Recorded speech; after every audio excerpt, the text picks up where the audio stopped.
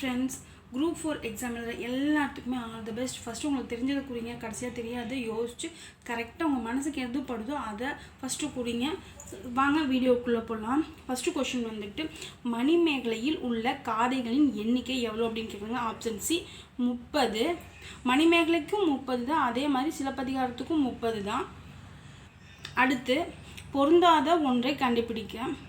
First வந்துட்டு யசோதர காவியம், நாககுமார காவியம், உதயகுமார காவியம், டியில் வந்துட்டு வளையாபதி அப்படின்னு கொடுத்துருக்காங்க. வளையாபதி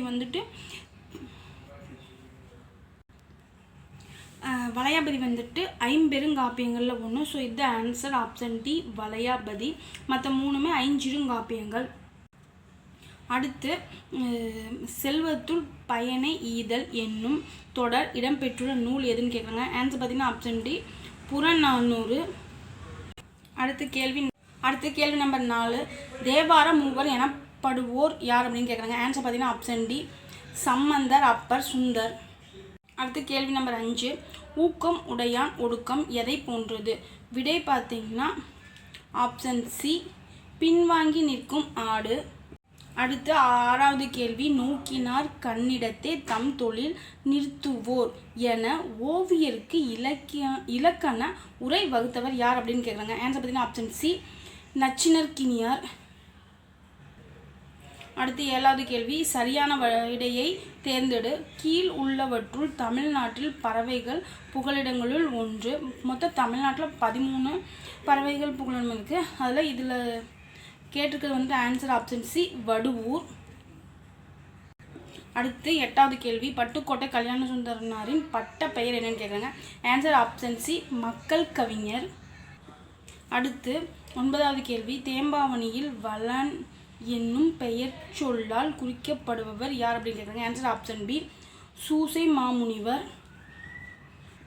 அடுத்து 10வது கேள்வி, நான் தனியாக வாழவில்லை தமிழோடு வாழ்கிறேன் என கூறியவர் யார் அப்படின்னு கேட்குறாங்க. ஆன்சர் ஆப்ஷன் சி திருவி கல்யாண சுந்தரனார். அடுத்து 11வது கேள்வி பொறுத்துக. ஃபர்ஸ்ட் ஒன் வந்துட்டு மூதுரை யார் எழுதியிருப்பாங்கன்னா ஔவையார். செகண்ட் வந்துட்டு வெற்றி வேர்க்கை, இது வந்துட்டு அதிவீர ராமபாண்டியர். 3வது நன்னெறி யார் எழுதியிருப்பாங்கன்னா சிவபிரகாஷர். 4வது வந்துட்டு அறநெறிச்சாரம், இது வந்துட்டு முனைப்பாடியார். ஆன்சர் பார்த்தீங்கன்னா ஆப்ஷன் ஏ 4, 3, 1, 2. அடுத்து 12வது கேள்வி, மந்த விலாசம் என்னும் நாடக நூலை எழுதியவர். Option D Mahendravarman. அடுத்து 13வது கேள்வி, பாரதிதாசன் நூல்களில் பொருந்தாதது நூல் எது அப்படின்னு கேட்குறாங்க. ஆன்சர் பார்த்தீங்கன்னா ஆப்ஷன் டி கல்லோ காவியமோ. அடுத்த கேள்வி நம்பர் 14, இன்று புறத்தருதல் என் தலை கடனே சான்றோன் ஆக்குதல் தந்தைக்கு கடனே என்னும் பாடலடிகள் இடம்பெற்ற நூல். விடை பார்த்தீங்கன்னா ஆப்ஷன் பி புறநானூறு. அடுத்து 15வது கேள்வி, திருச்செந்திற்கலம்பகம் என்னும் நூலை இயற்றியவர். ஆன்சர் ஆப்ஷன் பி ஈசான தேசிகர். அடுத்து 16வது கேள்வி பொறுத்துக. சொல்லின் செல்வர் ராப்பி சேதுப்பிள்ளை. செகண்ட் வந்துட்டு வசன நடை வள்ளலார் யார் அப்படின்னு பார்த்தீங்கன்னா ஆறுமுக நாவலர். தேர்ட் வந்துட்டு தமிழ் தென்றல் திருவி கல்யாண சுந்தரனார். தண்டந்தமிழ் ஆசான் சாத்தனார். விடை பார்த்தீங்கன்னா ஆப்ஷன் சி 4, 3, 1, 2. அடுத்து 17வது கேள்வி பொறுத்துக. தொன்னூல் விளக்கம் வீரமா முனிவர், நாலடியார், சமண முனிவர்கள், திருவேங்கடத்து அந்தாதி, பிள்ளை பெருமாள் ஐயங்கார், மதுரை கலம்பகம், குமரகுருபரர்.